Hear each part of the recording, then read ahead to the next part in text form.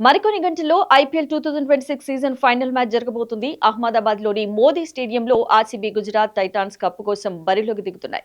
ఇందుకోసం number 6 pitch సిద్ధమైంది. Batting friendly pitch అని క్రిటిక్స్ అంచనా వేస్తున్నారు. గత టీ20 ప్రపంచ కప్ ఫైనల్లోనూ ఇక్కడ భారీ స్కోరు నమోదైన విషయం తెలిసిందే. అయితే దీంతో ఐపీఎల్ ఫైనల్ మ్యాచ్ లో ఏ టీం పేసర్లు ఎంత ప్రభావం చూపిస్తారనేది ఆసక్తికరంగా మారింది. ఇక రాయల్ ఛాలెంజర్స్ బెంగళూరుకు బ్యాటింగ్ తో పాటు ఫాస్ట్ బౌలింగ్ కూడా బలమే. మరీ ముఖ్యంగా సీనియర్ పేసర్లు భువనేశ్వర్ కుమార్, జోష్ హెజిల్వుడ్ దెబ్బకు అవతలి టీం బ్యాట్స్మెన్లు వణికిపోవడం ఈ సీజన్ లో చూశాం. భువిని 10,75,00,000, హెజిల్వుడ్ కు 12,50,00,000కు ఆర్సీబీ తీసుకుంది.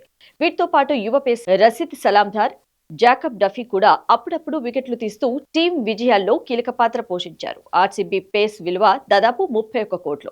పర్పుల్ క్యాప్ రేస్ లో భువనేశ్వర్ 26 వికెట్లలో రెండో స్థానంలో ఉన్నాడు. రసిక్దార్ 16 వికెట్లు, జోష్ హెజిల్వుడ్ 13, జాకబ్ డఫీ 9 వికెట్లు పడగొట్టారు. అంటే ఈ నలుగురు తీసిన వికెట్లు 64. ఇక గుజరాత్ టైటన్స్ కు టాప్ 3 బ్యాటర్లు ఎలానో ఆ టీంలో నలుగురు పేసర్లు కూడా అదే స్థాయిలో ప్రభావం చూపించారు. పవర్ ప్లేస్ లోనూ వికెట్లు తీస్తూ సిరాజ్, డబాడా మంచి స్టార్టింగ్ ఇచ్చారు. అనుభవంతో పాటు యువ పేసర్ల కలబోతగా జీటీ ఫాస్ట్ బౌలింగ్ యూనిట్ ఉంది. ప్రస్తుతం పర్పుల్ క్యాప్ 28 వికెట్లు తీసిన గుజరాత్ బౌలర్ రబాడా దగ్గరే ఉంది.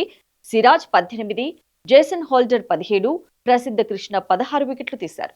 ఐపీఎల్ విలువ ప్రకారం సిరాజ్ 12,25,00,000, రబాడా 10,75,00,000, ప్రసిద్ధ్ 9,05,00,000, హోల్డర్ కు 7 కోట్లుగా ఉన్నారు. అంటే గుజరాత్ ప్రధాన ప్లేస్ బౌలింగ్ యూనిట్ విలువ దాదాపు 39,50,00,000గా ఉంది. ఇక క్వాలిఫైయర్ 1 లో భాగంగా ఆర్సీబీ గుజరాత్ మధ్య మ్యాచ్ జరిగిన సంగతి తెలిసిందే.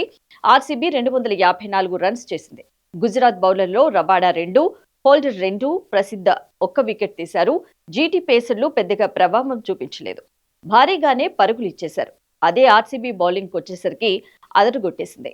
Jacob Duffy 3, Bhuvneshwar 2, Hazlewood 1, Rasikh 2 వికెట్లు పడగొట్టారు. జీటీ కోల్పోయిన 10 వికెట్లలో 8 ఆర్సీబీ ప్రధాన పేసర్లే తీశారు. దీంతో 162 పరుగులకే పరిమితమైన గుజరాత్ ఓటమి పాలైంది. మరోవైపు ఐపీఎల్ ఫైనల్ మ్యాచ్ నేపథ్యంలో కర్ణాటక రాజధాని బెంగళూరులో పోలీసులు సిటీ వ్యాప్తంగా కఠిన ఆంక్షలు విధించారు. గత ఏడాది ఐపీఎల్లో ఆర్సీబీ ఛాంపియన్ గా నిలవగా చిన్నస్వామి స్టేడియంలో జరిగిన సంబరాల్లో తొక్కిసలాట జరిగిన సంగతి తెలిసిందే. వరుసగా రెండోసారి కప్పు కొట్టేందుకు ఆర్సీబీ ఉత్సాహంతో ఉంది.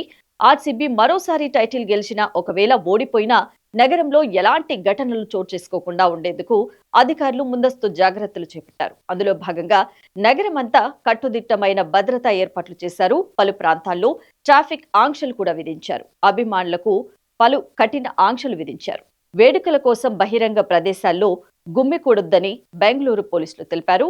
ముందస్తు అనుమతి లేకుండా రోడ్లపై ఎల్ఈడీ స్క్రీన్లు ఏర్పాటు చేయడం నిషేధం.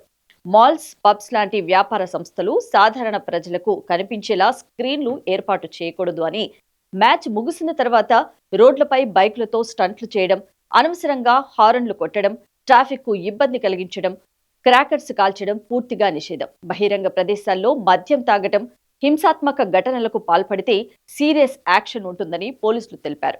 మ్యాచ్ కు సంబంధించి రెచ్చగొట్టే సోషల్ మీడియాలో పోస్టులు పెట్టడం, రూమర్స్ వ్యాప్తి చేయడం లాంటివి చేయకూడదని పోలీసులు హెచ్చరిస్తున్నారు.